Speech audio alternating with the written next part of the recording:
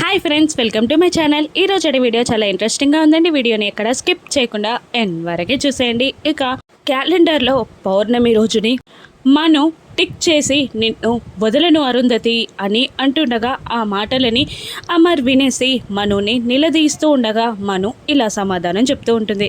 పౌర్ణమి నాడు అమ్మవారి ఆలయంలో పట్టుబట్టలు సమర్పిస్తే చనిపోయిన వాళ్ళ ఆత్మకి శాంతి కలుగుతుందంట అమర్ అని అంటుండగా, మరి అరుంధతిని వదలను అని ఎందుకంటున్నావు అని అడుగుతూ ఉంటాడు. ఆరుని నేనెలా మర్చిపోగలను అమర్? ఖచ్చితంగా మర్చిపోలేను. తను చేసింది అటువంటి పనులు. మరి నా జీవితం ఇలా ఉండడానికి కారణం తనే కదా అని అంటూ డబల్ మీనింగ్ వచ్చేలా మను మాట్లాడుతూ ఉంటుంది. లేదు మను, ఆరు మన మధ్యలో లేదు. మనం ఖచ్చితంగా మర్చిపోయి మన జీవితాన్ని మనం చూసుకోవాలి. నువ్వు కూడా నీ లైఫ్ని సెటిల్ చేసుకోవాలి అని అంటుండగా, లేదమర్, అటువంటి పనులు నేను చేయలేను. ఆరుని నా జీవితంలో కూడా నేను మర్చిపోలేను. ఆరు చేసిన పనులని నేను జీవితాంతం గుర్తుపెట్టుకొని తీరాల్సిందే అని పైకి అంటూ మాత్రం ఆరు పేరు తలవగానే నీ కంటిలో వచ్చిన నీరే చెప్తుందమ్మా నువ్వు తనని ఎంతలా ప్రేమించావు అన్నది. ఇక ఆ ప్రేమంతా నా మీద చూపే వరకు కూడా నేను అరుంధతిని నిన్ను వదిలిపెట్టను అని మనసులో అనుకుంటూ ఉంటుంది. ఇక అమర్ ఇక ఏం మాట్లాడలేక అక్కడి నుండి వెళ్తుండగా, ఒక్క నిమిషం అమర్, ఆ రణ్వీర్ని ఇంట్లోకి రానివ్వడం నాకు కరెక్ట్ అనిపించట్లేదు. ఆ రోజు ఫంక్షన్లో షూట్ చేసిన విషయాలే గుర్తొస్తున్నాయి. పిల్లలున్నారు కదా అమర్ అని అంటుండగా, ఇక అమర్ ఇలా అంటుంటాడు. భార్యని కోల్పోయిన బాధ ఎలా ఉంటుందో నాకు మాత్రమే తెలుసు.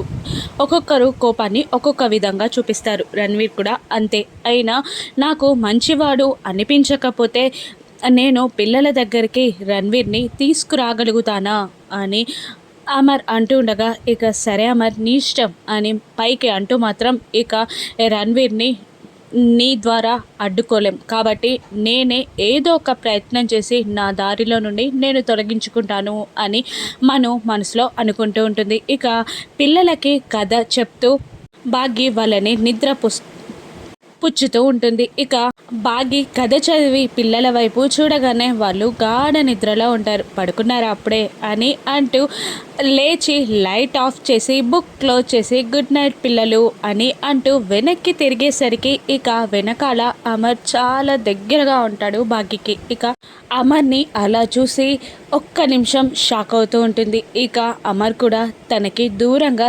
జరగలేకపోతాడు. ఒక్క నిమిషం అలా వాళ్ళు కళ్ళలో కళ్ళు పెట్టుకొని చూసి, మీరేంటండి ఇక్కడ, ఎప్పుడొచ్చారు అని బాగి అడుగుతుండగా, ఈరోజు జరిగిన సంఘటనలకి పిల్లలేమైనా భయపడి ఉంటారేమో అని చూసి వెళ్దామని వచ్చాను. నువ్వు బుక్ క్లోజ్ చేసినప్పుడే వచ్చాను అని అమర్ అంటుండగా, ఇక బాగి మీరు మా పక్కనుండగా మాకు టెన్షన్ ఎందుకండి అని అంటుంటుంది బాగి. అలాగే అని అంటూ ఇక అమర్ రూమ్ బయటికి రాగానే బాగి కూడా ఆ రూమ్ డోర్ని క్లోజ్ చేసి, అంజు ఈ లాకెట్ని టేబుల్ పైన పెట్టేసిందండి అని అంటుండగా, సరే లాకర్లో పెట్టు అని అనేస్తాడు అమర్. ఇక ఏమండి అని అంటున్న బాగి మాట వినకుండా అక్కడి నుండి అమర్ వెళ్ళబోతూ ఉండగా, ఇక బాగి అమర్ని వెళ్ళకుండా అడ్డుగా ఆపేసి ఇలా అంటుంటుంది. ఏంటండి అసలు మీరు మనుషులతో మాట్లాడరా? మనుషులనే వాళ్ళు మీ దృష్టిలోనే ఉండరా అని కసురుతుండగా, అమర్ అటు ఇటు చూసి,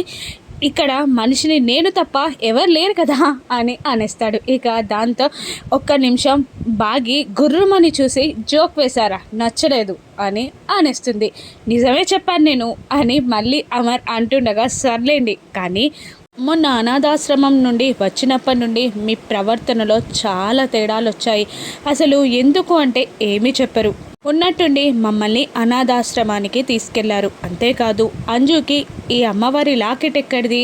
కోల్కతా వాళ్ళు మాత్రమే ఇటువంటి లాకెట్స్ వేసుకుంటారు, కానీ అంజుకు మాత్రమే ఎందుకుంది? మిగతా ముగ్గురు పిల్లలకి ఎందుకు లేదు అని అంటుండగా, ఇక అంజుని ఆరు అనాథాశ్రమం నుండి తీసుకొచ్చుకోవడం అన్నీ అమర్కి గుర్తొస్తుంటాయి. ఏంటండి చెప్పండి, మీ ప్రవర్తనలో చాలా తేడా వచ్చింది. మీరు నా దగ్గర ఏదో దాస్తున్నారని నాకు అనిపిస్తుంది. ఇక చెప్పండి అని అంటుండగా, చెప్పాల్సిన టైం వచ్చినప్పుడు నేనే చెప్తాను అని అంటూ అమర్ అక్కడి నుండి వెళ్ళిపోతాడు. ఇక బాగి ఆలోచనలో పడిపోతుంది. తెల్లవారగానే లాన్లో గుప్తా గారు తన శక్తియుతమైన రింగ్ని వేలు నుండి తీయడానికి చాలా ట్రై చేస్తూ ఉంటాడు. కానీ ఆ రింగ్ బయటికి రాదు. ఇదేంటి, ఈ మానవుల ఆహారం తిని తిని నేను లావైపోయినట్టున్నాను, కానీ ఈ రింగ్ బయటికి రావట్లేదేంటి అని అనుకుంటూనే, అమ్మో, ఇప్పుడు గనక ఈ రింగ్ని బయటికి తీస్తే అది ఆ బాలిక చేతిలో గనక పడితే నాకు చుక్కలు చూపిస్తుంది, నాకు అసలు ఆ రింగ్ని ఇవ్వదు అని అంటూనే, అమ్మో, కానీ ఈ రింగ్ని ఒక్కసారి బయటికి తీయాల్సిందే, నా వల్ల కాదు ఇది పెట్టుకోవడం అని అంటూ బలంగా లాగేస్తాడు గుప్తా గారు. ఇక అది వెళ్ళి అల్లంత దూరాన పడుతుంది. ఇక అప్పుడే అక్కడికి రాథోడ్ వస్తాడు. ఆ రింగ్ని తీసి చూస్తాడు రాథోడ్. అమ్మో, ఈ నిండు కుండరు అత్తడికి చేతికి చిక్కిందా ఈ రింగ్ అని అనుకుంటూనే ఇక రాథోడ్ దగ్గరికి వెళ్ళి ఆ రింగ్ ఇవ్వమని, అది మీరు ముట్టుకోకూడదని అంటుండగా, ఎందుకు ముట్టుకోకూడదు, ఏముందంత మాయాజాలం ఏమైనా ఉందా, ఏమైనా కోరుకుంటే జరిగిపోతుందా అని రాథోడ్ అంటుండగా, అవును, ఖచ్చితంగానే జరిగిపోతుంది, కావాలంటే అడగండి అని అంటుండగానే, నేను గాలిలో ఎగరాలి అని రాథోడ్ అనేస్తాడు. రాథోడ్ అన్న వెంటనే రింగ్ రాథోడ్ని పైకి తీసుకెళ్తుంది. ఇక అటు ఇటు చూస్తూ గాలిలో ఎగిరినట్టు అనిపిస్తుంది నాకు అని సంతోషపడుతూ ఉండగా గుప్తా గారు కిందికి దిగిరా అని రాథోడ్ని అంటూ ఉంటాడు. ఇక మనిషి మాట వినబడుతుంది కానీ మనిషి కనబడట్లేదేంటి అని రాథోడ్ అనుకునే లోపే ఒక్కసారి కిందికి చూడు అని గుప్తా గారు అంటూ ఉంటారు. ఇక గుప్తా గారిని చూసి అంత చిన్నగా అయిపోయావేంటి అని రాథోడ్ ఆ విషయాన్ని అర్థం చేసుకోలేక అంటూ ఉంటాడు. ఇక నేను కాదు, నువ్వే పైకి వెళ్ళావు అని అంటుండగా రాథోడ్ భయపడుతూ ఉంటాడు. అప్పుడు ఆ ఉంగరానికి చెప్పు, అంగుళీకానికి చెప్పు, నన్ను కిందికి దించమని అనగానే ఇక 2-3 సార్లు గుప్తా గారు అలా అరవగానే రాథోడ్ ఆ అంగుళీకానికి అదే మాట చెప్తాడు. ఇక డామ్ అని కింద పడిపోతాడు రాథోడ్. ఇక ఆ గలాటాలో ఆ రింగ్ వెళ్ళి మళ్ళీ దూరాన పడుతుంది. అప్పుడు అక్కడికి 6 వచ్చి ఆ అంగుళీకాన్ని పట్టుకొని చాలా అపురూపంగా చూసుకుంటూ ఉంటుంది. ఇక రాథోడేమో గుప్తాని లాక్కెళ్తూ ఉంటాడు. నన్నే కింద పడేస్తావా అని అనుకుంటూ లాక్కెళ్తూ ఉండగా ఇక 6 గుప్తా గారి దగ్గరికి వచ్చి ఇలా అంటుంటుంది, తొందరగా తీసుకొని మీ రింగ్కి పెట్టుకొని మాయమైపోండి, లేదంటే ఇంట్లో వాళ్ళకి మీరు దొరికిపోతారు అని 6 అంటూ గుప్తా గారి దగ్గరికి వచ్చి ఆ రింగ్ ఇచ్చేస్తుంది. ఇక లాక్కెళ్తున్న రాత్రు చేతిలో నుండి ఆ రింగ్ పెట్టుకొని ధూమ్ తటా అనగానే గుప్తా గారు 6 ఇద్దరు మాయమైపోతారు. ఈయనేంటి ఇలా మాయమైపోయాడేంటి అని అనుకుంటూ మళ్ళీ రాథోడ్ ఆలోచనలో పడిపోగానే, నా పైన రాథోడ్కి అనుమానం వచ్చినట్టుంది బాలిక అని గుప్తా గారు అంటూ ఉండగా ఒక్క నిమిషం వాళ్ళిద్దరూ రాథోడ్ని గమనిస్తూ ఉంటారు. ఇదంతా నా ఊహ ఉంటుంది, లేదంటే నేను పెట్టిన ఆ తోటమాలి మాయమైపోవడం ఏంటి,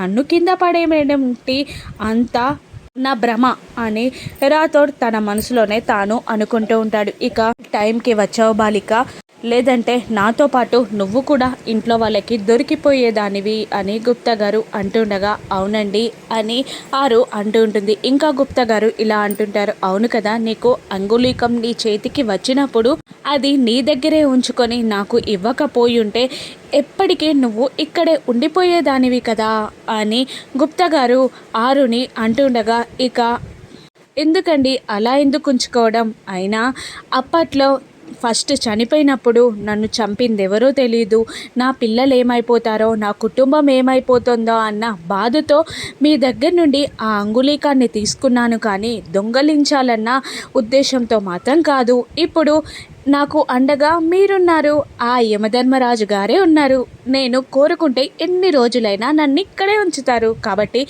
ఇంకా అంగుళీకాన్ని దొంగలించాలనే ఆలోచన నాకెందుకుంటుంది అని 6 మాట్లాడుతుండగా 6 వ్యక్తిత్వానికి గుప్తా గారు సంతోషపడుతూ, ఒక్కసారి ఒకరి చేతిలో మోసపోయినా కూడా ఇంకొకరిని నమ్మాలని నీకెలా అనిపిస్తుంది బాలిక అని అంటుండగా, నమ్మకం అనేది మన చేతిలో ఉంటుంది, అది నిలబెట్టుకోవడం, మోసం చేయడం అనేది ఎదుటి వాళ్ళ చేతిలో ఉంటుంది, కానీ ఒకరు మోసం చేశారు కదా అని ఇంకొకరిని నమ్మకుండా ఉండలేం కదా గుప్తా గారు అని 6 అంటూ ఉంటుంది. ఇక గుప్తా గారు మనసులో మాత్రం ఇలా అనుకుంటూ ఉంటారు, ఎవరేం చేసినా పౌర్ణమి రోజు నేను నిన్ను పైకి తీసుకువెళ్ళకుండా ఆగలేను బాలిక, ఆపలేరు కూడా అని అనుకుంటూ ఉంటారు గుప్తా గారు మనసులో. ఇక ఏం జరగనుంది పౌర్ణమి నాడు? గుప్తా గారు గెలుస్తారా, గోరా గెలుస్తాడా, మను గెలుస్తుందా, వీళ్ళందరినీ జయించి ఆరు మళ్ళీ ఇక్కడే ఉండనుందా? రాను ఎపిసోడ్స్లో చూద్దాం. Thank you for watching.